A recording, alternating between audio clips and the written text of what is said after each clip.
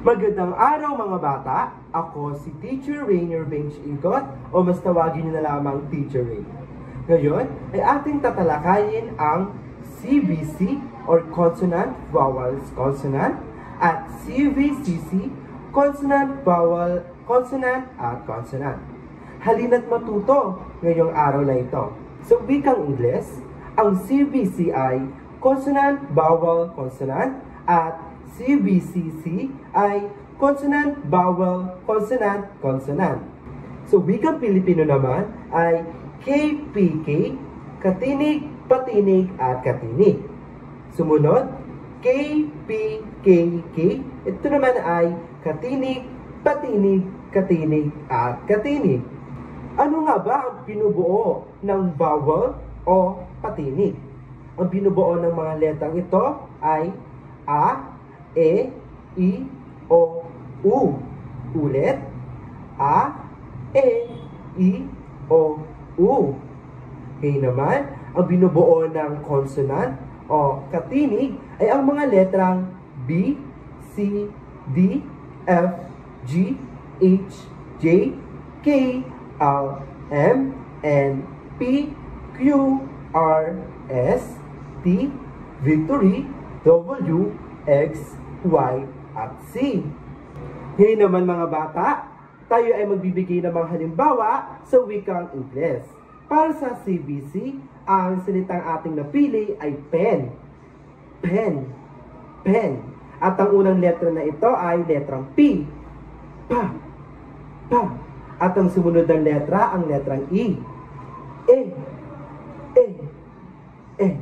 At ang huling letra na ito ay letrang N. Na. Na. Na. Ngayon naman, ay pagsama-samahin natin ang mga letrang ito. At ang ito ay pen. Pen. Pen. Ngayon naman, sabihin nyo ko mga bata. Pen. Pen. Pen. Para sa CVCC, ang napili nating salita ay ang salitang ball. Ball. Ball. At ang unang letra ng salita na ito ay letrang B. B. B. B. At ang sumunod na letra ay ang letrang A. Ah. Ah. Ah. At ang pangatong letra ay ang letrang N. L. L. At ang panghuli ay ang letrang L ulit. L. L. Ngayon naman mga bata, sabay-sabay nating bigkasin ang mga letrang ito. Ball. Ball. Ball. Ngayon naman mga bata ay dadako tayo sa mga halimbawa sa wikang Filipino. At para sa KPK, ang napili nating salita ay bus. Bus. Bus. At ang unang letra na ito ay letrang B. B. B. B. At ang sumunod na letra ang letrang U. U. U. U. At ang panghuling letra ay ang letrang S.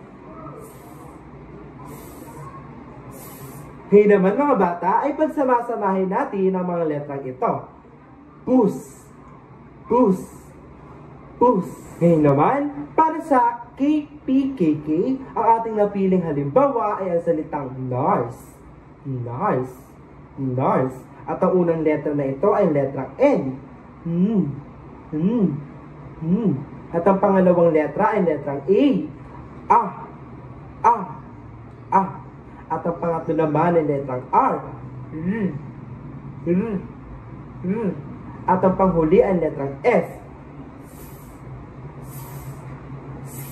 At ngayon mga bata ay pagsama-samahin natin ang mga tunog na ito. At ang tunog na ito ay nurse. Nurse. Nurse. Maraming salamat sa pakikinig. Paalam!